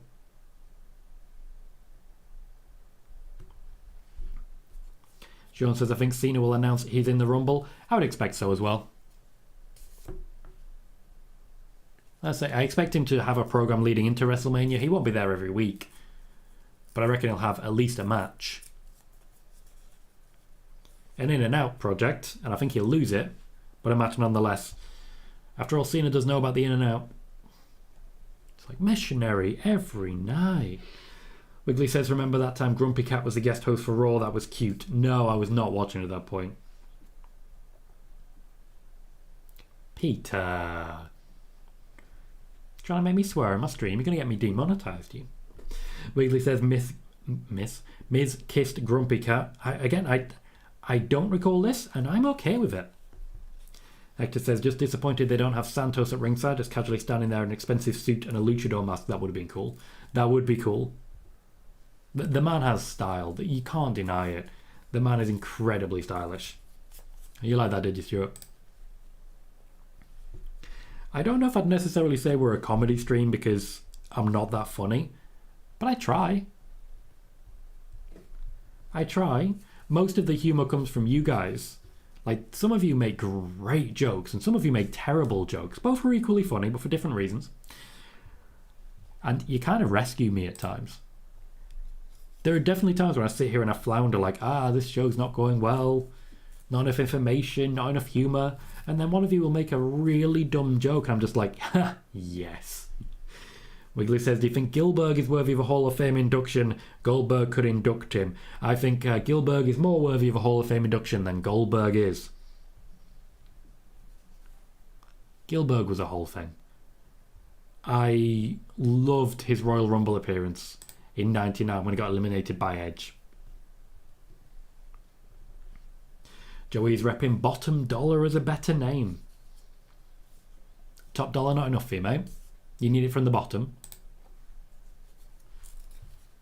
Are you big on the bottom? Clearly that's the message I'm getting. Ghost says, I have a potential video idea since it seems to be a bit of a hot topic. On his podcast, Matt Hardy revealed Jeff was supposed to win the Money in the Bank ladder match at WrestleMania 24 before he was eventually suspended. So maybe you could do a dream booking of Jeff Hardy as Money in the Bank, Mr. Money in the Bank in 2008. It is fantasy booking, and I don't mind that. I'd potentially do that while also discussing a lot of the actual happenings that were going on at the time. Lots of good stuff to talk about. Jared Delgado, welcome. Says, what is your favourite Royal Rumble? Event-wise, it's 2019. The one that was won by Becky Lynch, because just top to bottom, that event was amazing. You had Becky Lynch versus Asuka opening. You had Sasha Banks versus Ronda Rousey. You had AJ Styles versus Daniel Bryan. You had Finn Balor versus Brock Lesnar. You had Seth Rollins winning the other Royal Rumble. When it comes to an individual Royal Rumble match, that would be the men's 2020. When Brock Lesnar entered as the champion at number 1 and Drew McIntyre picked up the win. That was a show. The way that was booked was just beautiful. Every second was really well spent.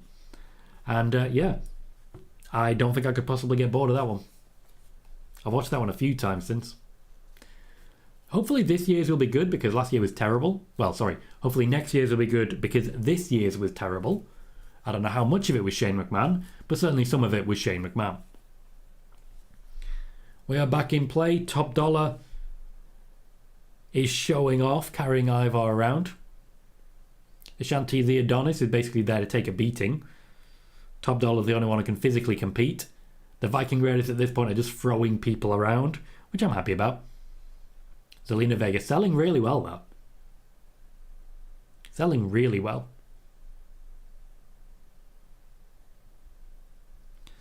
The fact that it's triple threat is sort of the big giveaway. Oh, lovely. It's sort of the big giveaway. The fact that the Viking Raiders don't have to be involved in the finish, but can still be sort of protected, as it were. Hey, Traffic, how you doing, mate? Welcome to the show. Great to see you. Peach said Matt has also reported Jeff is responding well to his rehab, which is great news. Absolutely fantastic news. I really do hope Jeff Hardy is able to kick it this time. But unfortunately, I can't sit here and say I feel confident on it.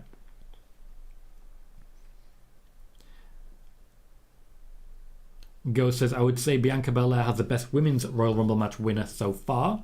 closely followed by Becky, and Drew would be the best booked winner for the Men's Royal Rumble in the last 5 years. Totally agree. Becky had great moments with a winner-take-all, but she did not hold on for very long as regards it.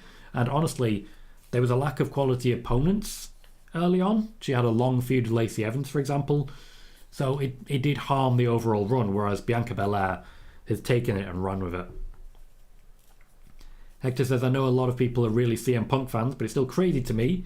He had 2 very memorable summer runs in 2 prominent wrestling companies, yet he was let go from one and the other has him on the way out. It's a real self-destruction story playing out before our eyes. Yeah, absolutely correct.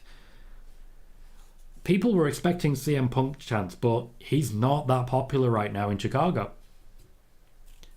When you were kicked out of a company, like the WWE, the way he was, ooh, I'll get back to this. A botch from Top Dollar. He landed on his feet, and you can tell he's furious with himself. That is a botch from Top Dollar, but Ashanti the Adonis is going to set it right. Or not, because Zelina Vega. No DQ. And there's BFAP. We're in pure chaos. When you get kicked out of a company, the way CM Punk did, you can be aggrieved, you can be the victim. When you go to another company and get, kicked out in the same circumstances, then it's a pattern. Oh, Zelina Vega botching as well. That wasn't great. Oof. Sean says, remember Curtis Axel has the longest time in the Royal Rumble. He was never eliminated from the 2016 one. Very true. They tried to retcon that. Joey says the 2022 Rumble was one of the worst, but I liked Royal Rumble 2021. Jared liked Royal Rumble 2021 when Edge won. I didn't mind Edge's win. I felt that the match between he, Roman, and Daniel Bryan was great quality and would definitely watch it again. Joey says no surprise returns and was boring as regards 2022 Rumble. Bad Bunny's surprise return. Still not good. Shane McMahon's surprise return, if you don't want spoiler warning. Still not good.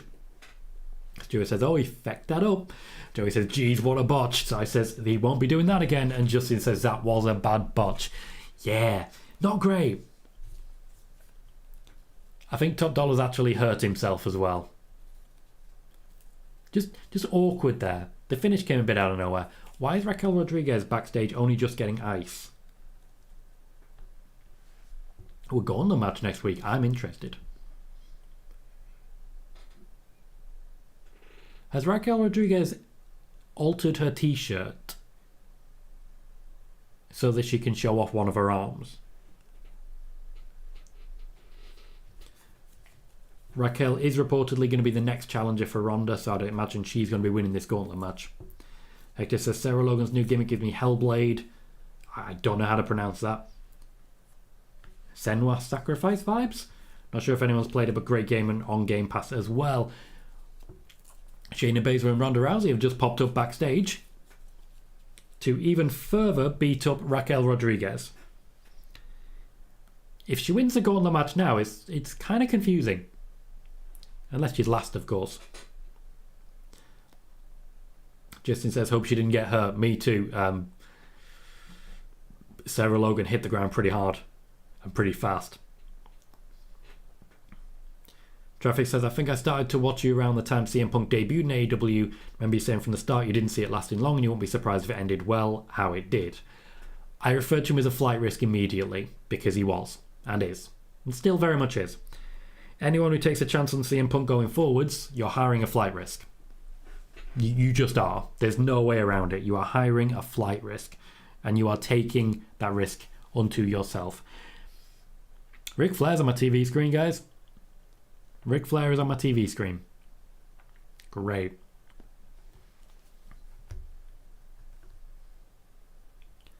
It's a WWE Network documentary on Ric Flair. Great. Wonderful. If you've not yet done so, please consider hitting the like button and subscribing as well. We're on 1,906 subscribers, 94 away from the 2,000. Every little does help, and it does mean you'll get notifications every time we go live with our regular watch parties and our spoiler warning news show in which we share exclusive news. We have just passed 2 1,000 views on this stream, and I just want to say a massive thank you to everyone who's jumping in, who's helping out, and is giving me a chance. Thank you, everyone. Jermaine says, I didn't even need to read the spoiler for next week. I can tell you Raquel's going to win it, and that's just my guess. Yeah, I haven't seen any spoilers for next week. I haven't seen any spoilers for that. I'm just saying what I personally think is likely to happen. Just want to be clear on that one. Wiggly says, WWE still have Mike Tyson and Donald Trump in their Hall of Fame. So that says it all. Kinda, yeah. Yeah, and if they could get Donald Trump on TV, they would. They would. Fox really wanted it. They wanted him to be on the very first episode of SmackDown on Fox. In the end, WWE weren't for it. They were not for it. And WWE got their way. I kind of get it. We are on to our last commercial break. Up next, Roman Reigns will walk down to the ring and then the show will end because, you know, it takes a while. Peter says, WWE documentaries are really good. Love the one of Edge and Beth. No, I agree with that. And I really enjoyed like the WWE Chronicle stuff they did way back when Dean Ambrose turned heel on Seth Rollins. But what I will say is that it's Ric Flair. And it rhymes. Ric Flair, don't care. Ric Flair, don't care. Yeah. It rhymes, which is great and all, but, you know, nah. Wiggly says, who is that? You mean name redacted, brother? No, I don't think so. We're talking Ric Flair, so I can't say so. Oh, unless you mean... No, I was referring to Trump. They were trying to get Trump onto the first SmackDown on Fox. And WWE said no. Hector says, I know Ric Flair may be one of the most controversial wrestlers of all time, but to me he's top 3 wrestler of all time. At the lowest, where did he rank for you, Tom? I've not seen enough of his work back at that period.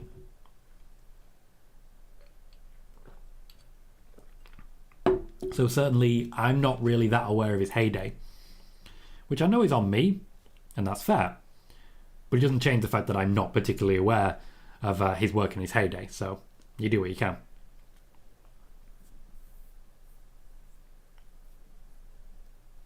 Go says, once again giving platforms to the wrong people. Bad idea to do a Flair documentary. Peacock already has a bundle of documentaries they should have never been done, including one on Teddy Hart, as well as one on the alleged murder of Casey Anthony. Ah, yes, Casey Anthony. Why not add the Nature Boy to the list? True, very true. Peter says, loved his wrestling, but podcast not so much. I think he should really move on. I just think he should move on at this point. You know? Do something else. Fair enough, Jermaine. Former President Donald Trump. We have our competitors for next week's Gauntlet match. Emma, Raquel, Tegan, Liv, Sonya and Xia Li. Should be a good opportunity for Xia Li, but there's not many people who I think are actually competitors there. Outside of Raquel, the only real obvious choice would be Tegan Nox. Also next week, Imperium will take on Braun Strowman and Ricochet in a Christmas street fight.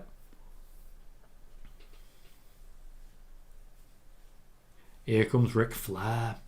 Stuart says Roman started his ring walk an hour and 45 minutes ago. He's going to miss the show for last much longer. The tree thing still creeps me out a bit. Like his face in a tree. It's cool, but it's weird. Jermaine says it's time for Edge and Seth to show up to the challenge Ripley and Finn Balor plus the rest or Judgment Day. At the moment, they are still working on Dominic.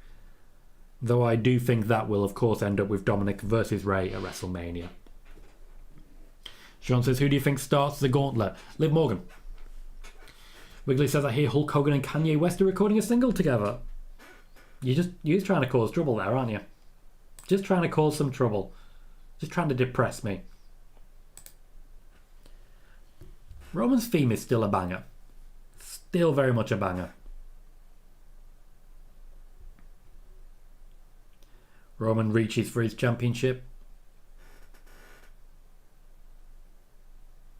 He's wearing the WWE Championship, holding the Universal, 6 championship belts. Sami Zayn is wearing a fancy jacket. Everything I want, I have. Everything you need, there it is. Amazing stuff. Megan says, Roman, his theme is pure main character energy. Sean says, I still prefer Roman's old theme over this one. Not me necessarily, but I do miss the things I used to do with it. For example, I used to write lyrics to it, so it'd be like, Roman Reigns is walking downstairs, and so on. Roman Reigns is eating some toast. There's just amazing things you can do with it. Stuart says, another good new shirt. Ah, I see, the island of relevancy. Ghost says, Raquel will win. Liv will be Liv. Tegan will probably have a good performance, but will be eliminated by Xia, logically. And unfortunately, Sonya and Emma will kind of be there to fill spots. Yeah. I don't see Emma eliminating anyone, I'll say that for certain. Wiggly also prefers Roman's old theme. Interesting. I do like when they say that stuff like that. A partner, if Kevin Owens can find one, he's never struggled to find one. That's not been a problem for him at any point. I remember times he was trying to find a special guest referee and ended up with Baron Corbin. Stranger things have happened.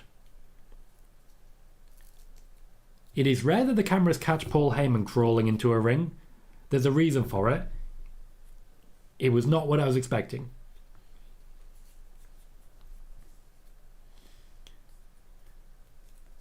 The ceremony here is for Sami Zayn. Jimmy Uso getting into Sami's dance there, I like that. Sean says nothing in the ring, so the reports of new titles being introduced must not have been true. Simon says, hey Tom, just dropping in. Very disappointed Liv Tegan lost tonight. I don't think they were ever likely to win, but it's still a good place for both of them, and they'll be in the gauntlet match next week. Welcome, mate. Keem is enjoying the man bun. Simon, I doubt Liv is going to win the gauntlet match next week. I think she's going to start it. Raquel seems pretty much guaranteed to be the last entrant and the winner. Probably against Sonya. It's so good. Ghost says I'm going to miss Roman's long hair for a while. He cut it and it's shoulder length now, truly disappointed and grieving. But that's the source of all his power. Where's his power gone? We have less than 10 minutes. Surely he's going to be interrupted by someone. I'm saying Sheamus. The crowd chant Usi. Megan says, Ali just pointed a sweet video on IG. He was in a dark match facing Mansoor. Afterwards, he brought his kids into the ring with him. That sort of suggests he might be saying goodbye. Hopefully not. Hopefully the WWE just start using him well. Roman going for the cheap pop. Debatable, of course, as whether or not Acknowledge Me is a cheap pop. But either way, the mention of Chicago gets the crowd going. I see a Feeling Usi sign right there on hardcam.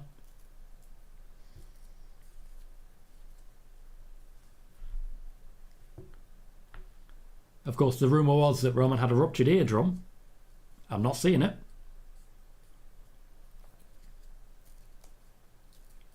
Ah, got you, Megan. Hometown thing going by the caption. Peter said, I asked the missus about me and a man bun. Divorce is proceeding, apparently. And so it should. So it should. Joey, I'm not with you there. I don't see this being a mid-Smackdown. The tag match was good, not great. The match between Ricochet and Gunther was great fun. Great fun. The opening match was good. And I think the Bray Wyatt segment at least advanced the storyline.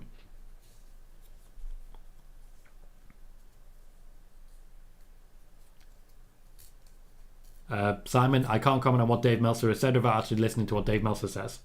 I'm just not going to say anything on that.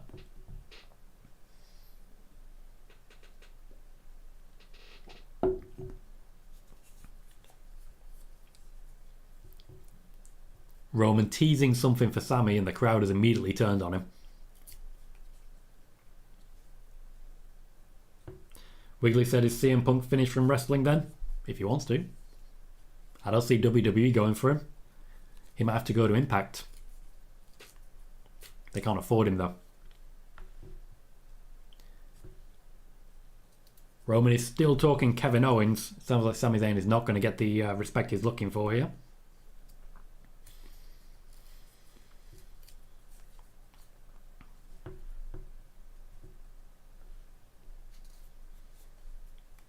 I'm very interested in this tag team match. I strongly doubt that Roman will even get in the match. I think he'll just leave it to Sami to do all the work. I don't think Impact can actually afford him, Wiggly. Sami has taken the microphone, he's laying into Kevin Owens. Simon, the answer is on social media. They put it out there. As Joey says, it was Xia Li.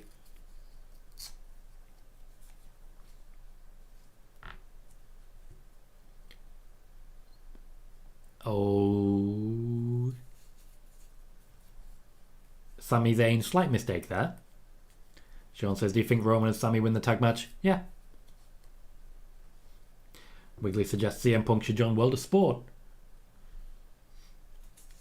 John Cena's on the screen. Pre-recorded. So definitely not Sheamus. Sheamus will not get his shot, it looks like.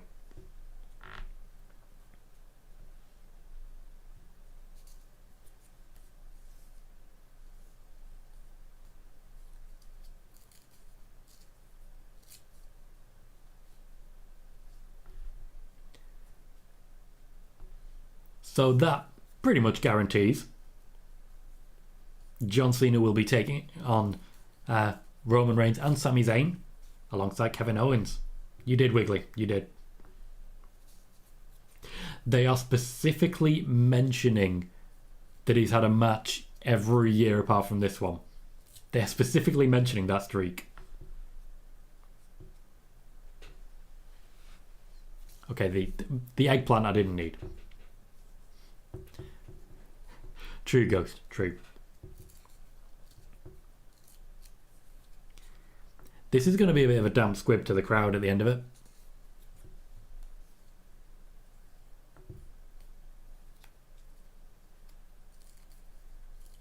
Is it me or is Cena a lot smaller than he used to be?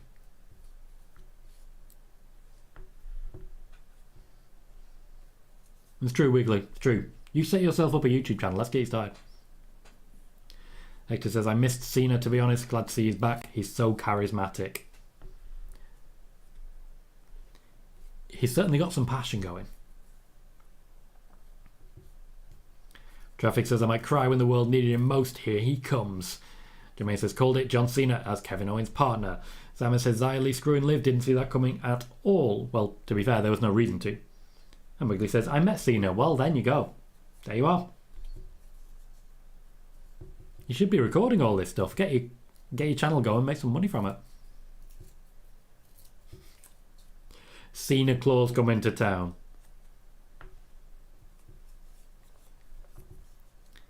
Roman is comfortable, Sami Zayn is not. Is that really going to be the end of the show? Because that's going to be a disappointing finish. Sean says maybe Cena pins Sami in the tag match. Maybe, but I found that unlikely. It doesn't help Cena in any way, whereas it would help Kevin Owens. Ghost says Cena probably had to lose muscle for certain roles, probably the opposite of The Rock's method. Very, very true. So, overall, I'd say that's a good SmackDown. I wouldn't call it a great SmackDown, but overall, that's a good SmackDown. The match quality was very high. Nothing from Karrion Kross, nothing from Drew McIntyre, nothing from Sheamus.